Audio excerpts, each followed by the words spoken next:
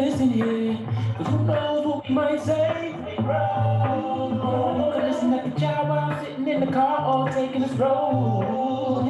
You'll be amazed with outspoken exchange. Welcome to Outspoken Exchange. I'm Cree. And I'm Toy. We missed our exchangers. Mwah, mwah, mwah, mwah, mwah. We really do miss you guys. Ew. We have received so much great information from our first show. Thank you for that. Yes. Thank you for the feedback. Thank you for liking, commenting, and subscribing.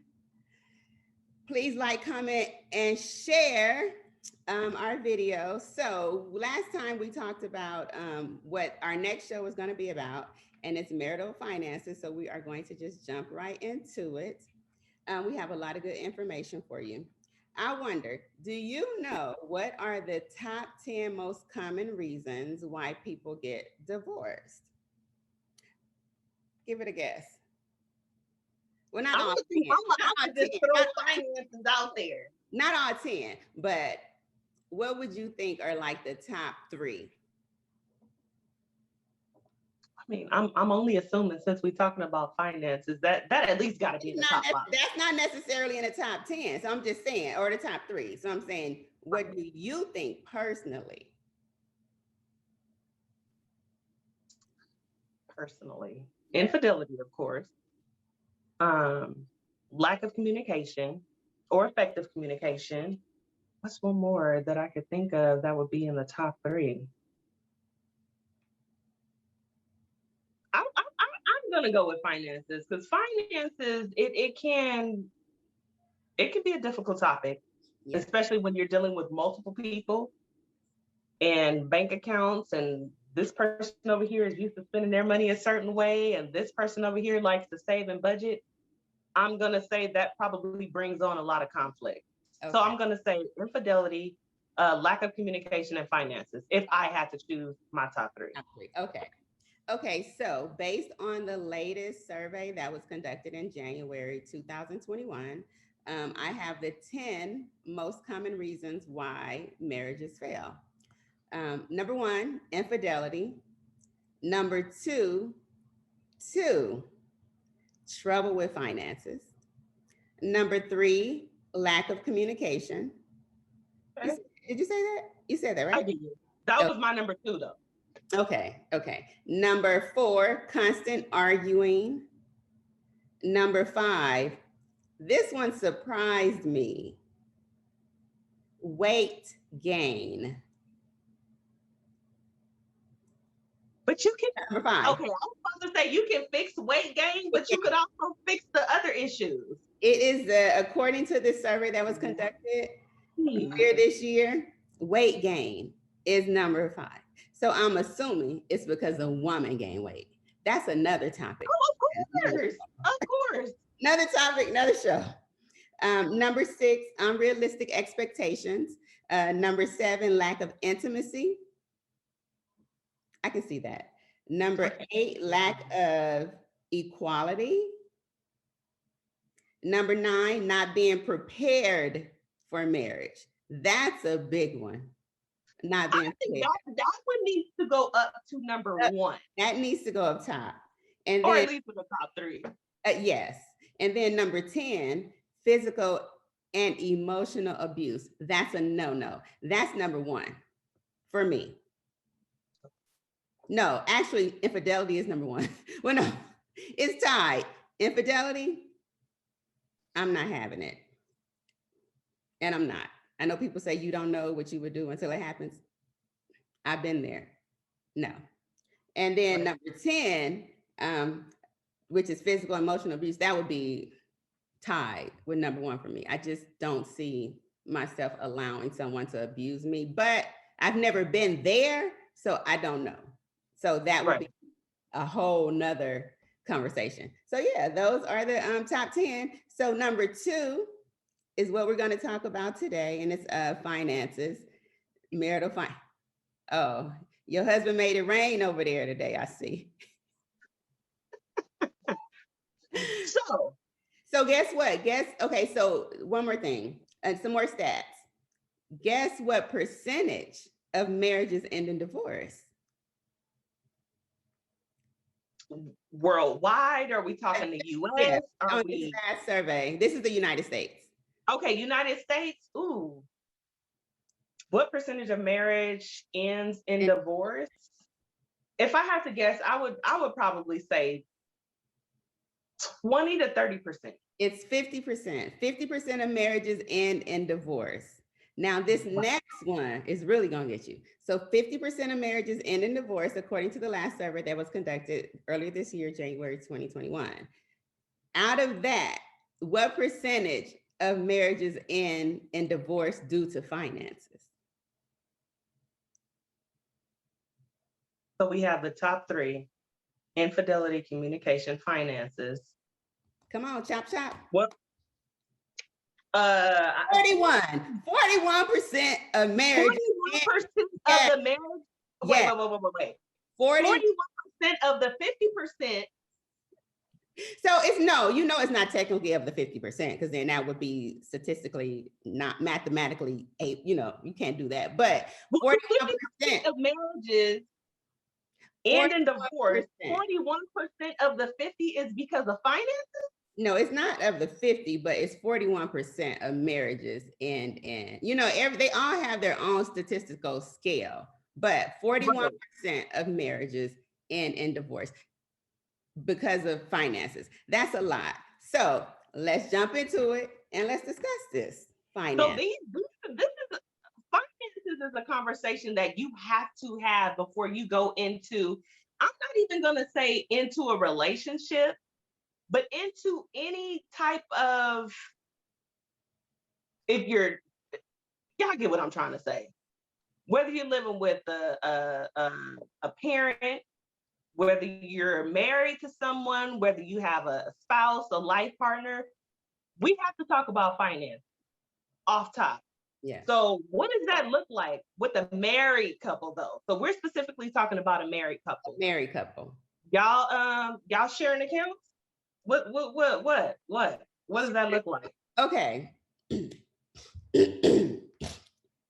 Clear my throat for this one. Okay, so I do believe in sharing accounts. But I also believe in like having your own stuff. So in our situation, we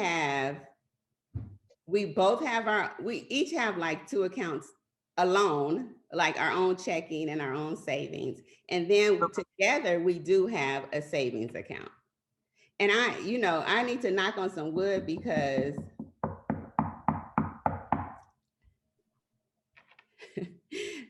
I honestly, my husband and I, we've never really talked about finances. And I know. I'm gonna tell you what the buy-in was for me in my and my relationship with my husband. So when we first got into our relationship and we moved in together, I'm sorry, we shacked up. We didn't do it the traditional biblical way. We moved on in and see what that thing was gonna be like before we got married, which is also another topic. I had no problem sharing accounts with him because I was making pennies on the dollar. He was making all kinds of money. So absolutely, we can share accounts. Right. Absolutely. So it wasn't necessarily a struggle for me. So for us, that was just something that we just kind of grew into. And that was just always how we navigated our relationship. Even as boyfriend and girlfriend, I don't want to go and get half of the bill, half of whatever it is that I'm paying to contribute to have to give to you. Right. Let's just let my little coins mix with your little coins and voila, there it is. Yeah. Yeah. Well, there it is. We just, in the beginning, we just had our own accounts and then everything just got paid. Like we just paid it. I've heard, we never argued. We never, and my philosophy is if he has it, I have it. If I have it, he has it. I've heard couples say, oh, I paid for this last time, you pay for it. or you owe me $100. That right there. I have heard that before. I've heard a couple, and it's confusing to me because I'm like, what do you mean you guys borrow money from each other? I don't understand what that looks like. So I guess for me and you, this is something that we definitely agree on. But I'm gonna go a little deeper. So before I said I was tired of going to the bank to get whatever it was I needed out the bank to contribute. So the next question is, as a female, we're talking a traditional marriage. I know we have a lot of variations of marriages now and what that looked like, but speaking or asking from a traditional standpoint, should the woman even be responsible to contribute? Is that a question? Or am I just spending all my coins on what I want to spend it on? It's a question. Should the woman contribute? Yes. Okay, I agree wholeheartedly. However, look, you have some people, Beyonce contributes to Jay-Z, I'm sure. So, but you have females out there who feels like this is the man's role.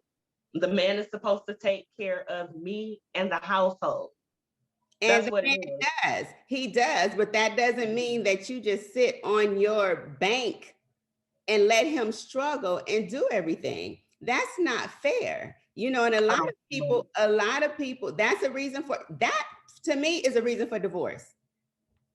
We're both, okay, if the woman does not make any money, so let's put that disclaimer out there. If you don't make money, then you can't pay anything. Then yeah, right, be taken care of. But if both of you are making money and you feel that, okay, since he's the man, he's supposed to take care of everything, and I'm just going to sit here and you know, save my little coins for a rainy day or whatever, that's not fair. Right, but if he got it, then why not? You said what? If he got it, then why not? And I'm not talking about a rich man. I'm not talking about a wealthy man. Let's just say we both kind of make enough to where if we were on our own, we would be able to support ourselves in our current situation. Because marriage, even with that, I agree. No, it's a collective. Yes, marriage is a partnership. So if you cannot contribute anything to this relationship, so basically, I guess she's saying, I'm just going to contribute sex. I'm not giving you money. No, that's not fair. That's not fair. Listen, and after a while, that sex gets old. Yeah, you're going to have to start performing some new tricks, boo. Right. You better be swinging off chandeliers. Look, if you haven't gained too much weight. If you haven't gained. Yeah, no, I think that marriage is a partnership and that everybody should contribute. You don't need to contribute equally because you may not have it equally. So, you know, I don't believe in all that. Like, okay. Which was like in the beginning. Yeah, but my husband makes way more money than me. I can't contribute equally. I can't. So when we first got together and we were dating, I may have made $800 to $900 every 2 weeks. See, you could. And I thought I was on. I thought I was on with my little $900. Yeah. Until I saw what homeboy made, and I'm like, oh, can we share bank accounts? Absolutely. I think that if you are a woman and you're in a marriage and you have money, you make money, you need to contribute. And I think that that's sexy. You know, a man would appreciate that. And I'm telling you, people get tired of being used. And that's just a female that's using that man. And you shouldn't do it because eventually he is going to get tired of it. Even with the finances, I'm speaking to the ladies because I do feel like it's okay to treat your man and take him out. Definitely. It's mutual. Definitely. Whatever your expectations are of him. And I think that's where it gets a little convoluted, just in relationships in general. I know this is a little bit off topic, but I wholeheartedly believe that the same expectations that we have as women, men also have.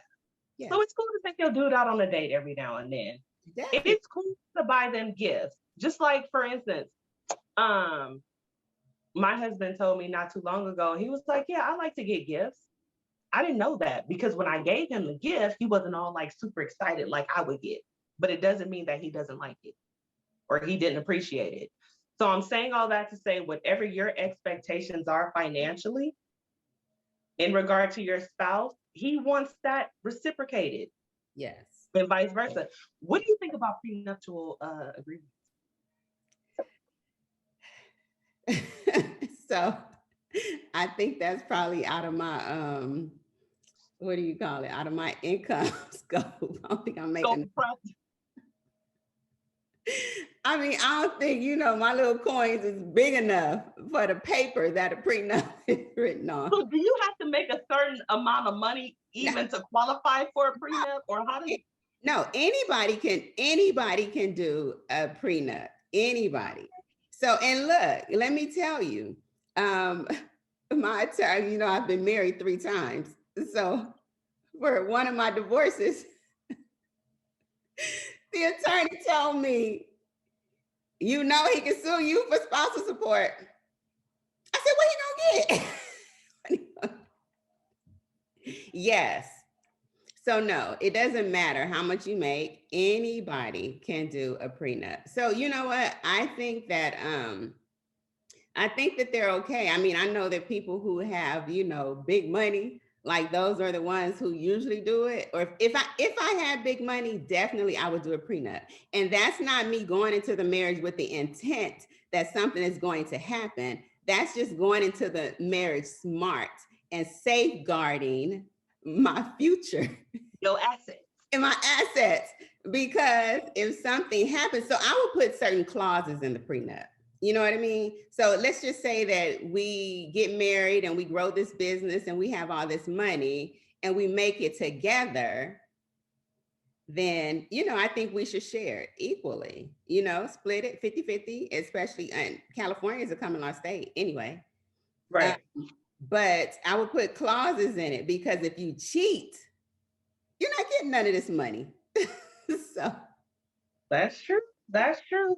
Yeah. So I guess you can't, and I'm not really well informed as far as prenuptial agreements, but I will say in the beginning,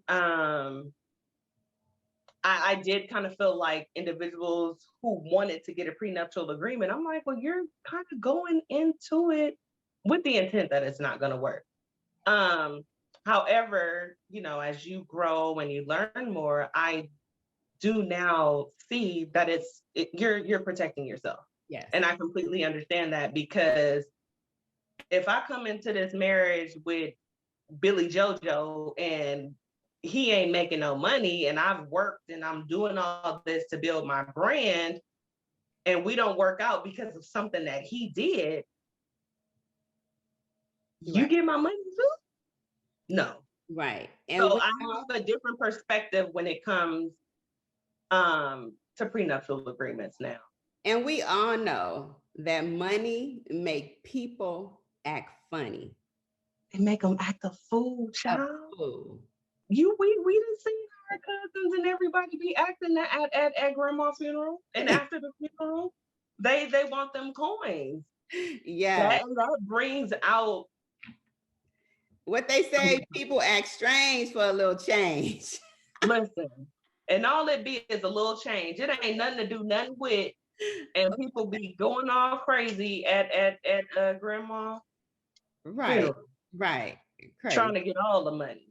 Look at me collecting this money that I done threw all over the place. So, you have any more questions on finances? I don't, but I would appreciate if you guys would give us feedback in regard to how you're navigating your marriage and finances, because I do think that it is an interesting topic. I know for us, like I said, we have our joint account, and then we have our separate accounts on the side where we, just kind of do whatever we feel like we want to do. Because in the beginning, I'm like, okay, if we have a shared account, like everything I do, you're going to know about. So how can I ever surprise you with anything? because you all up in my business. Right. So we do have the separate supplemental accounts aside from the main account of all of the expenses and finances come out of.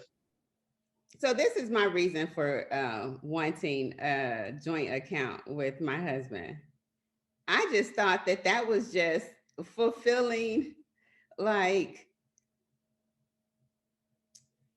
okay, that's just like changing your last name, like to, from your maiden name to your last name. I Oh, couldn't my make husband the change. wasn't going for the hyphenation either. He said it's either all or nothing. Right. So I just, Right. so I think getting an account together, like it, to me, it kind of solidified, like, okay, we're a family. Like, okay, this is my husband. And you have He to trusts me. He trusts me. He trusts me with his finances. there has to be a mutual level of trust when it comes to finances. It has to. Because Yeah. I can look up one day, all the money is gone. When I tell you I don't have to worry about finances or how our money is being spent, now, of course, there are certain things that are ordered, or I'll come home and it's a package and I'm like, what the hell? What? But I have a lot of stories that I could tell you about just things that I've heard from other people and I've seen other people experience. Now, I don't want us to be one of those shows where we talking about people, but some of the things that I've experienced with finance, with witnessing other couples, with how one person really controls the money. I mean, I just don't think one person should control the money. I've seen some things and it really made me scared of like marriage. And I'm just so happy that, I ended up marrying for the third time, the love of my life, and someone that I don't have those problems with. But exchangers, let me tell you this. I'm talking about this checking account and having it together, and how I think that, like, to me, kind of solidified our marriage, and I really thought I was doing something. But please be smart. If you married someone who pays child support, don't have that joint account. I'm sorry. And I'm going to tell you why. Wait until that child is grown, and then you have that joint account. Because let's say something happens and you end up paying back child support, you have arrears.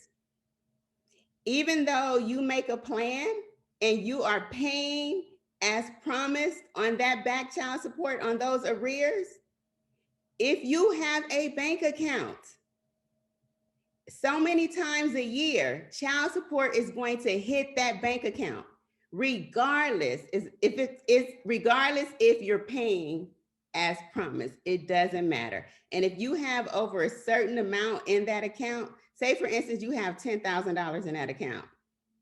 I think the amount is $3,000. If you have over $3,000, whatever you have left, they're going to take that for child support.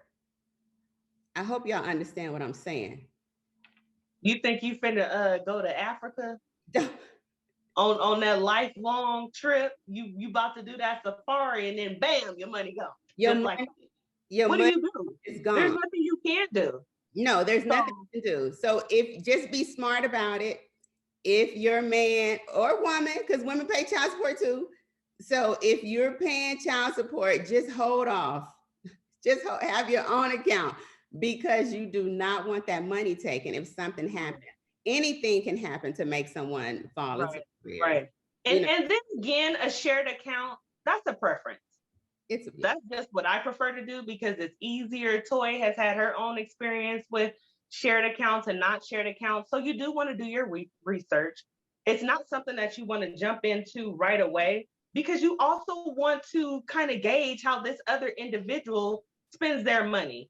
Do they prioritize their bills, their mortgage, their car note, their cell phone, or are they reckless and then asking you, hey, I need help paying for X, Y, and Z? So there are some pre-existing financial obligations that will deter you from, having a joint account with someone. However, you do want to look at things outside of debt and child support. Right. Exactly. You want to look at habits. You want to look at trends. You want to look at patterns with how this individual spends their money. Right. Right. So just, talk about finances. And I mean, I didn't, but I mean, I'm not gonna say we should have because we kind of just meshed and like have never had that problem. But I do know a lot of people that do.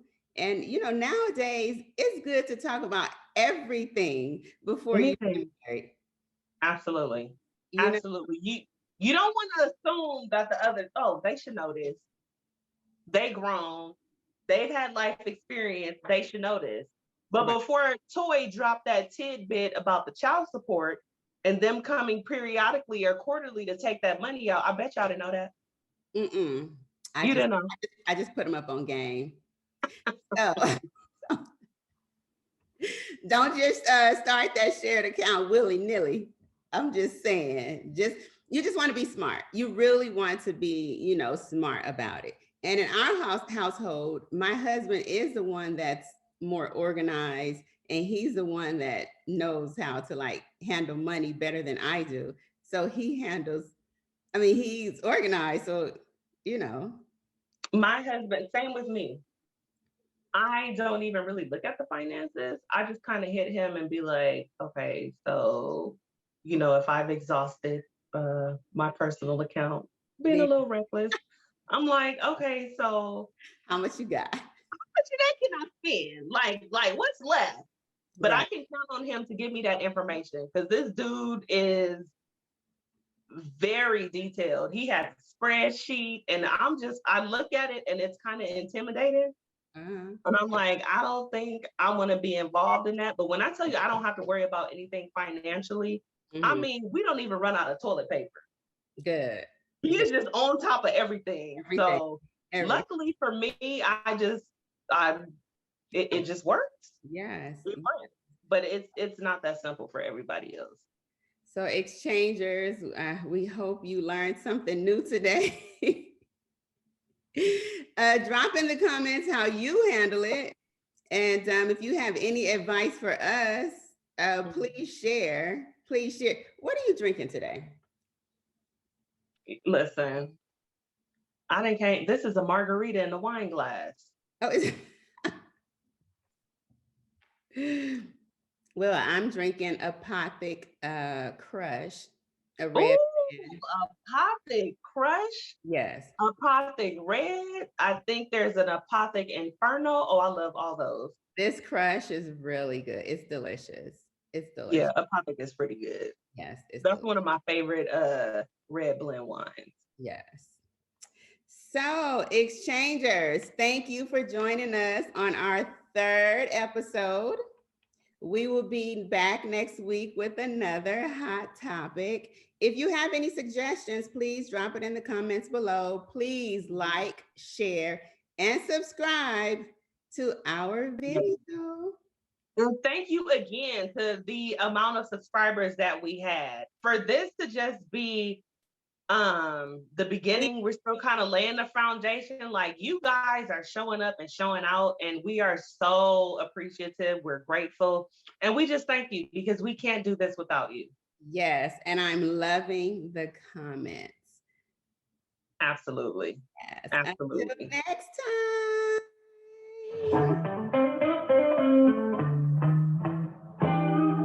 We know what you want to hear. You came to the right place. So sit down and just listen here. But who knows what we might say? You can listen at the job while sitting in the car or taking a stroll. You'll be amazed with outspoken exchange.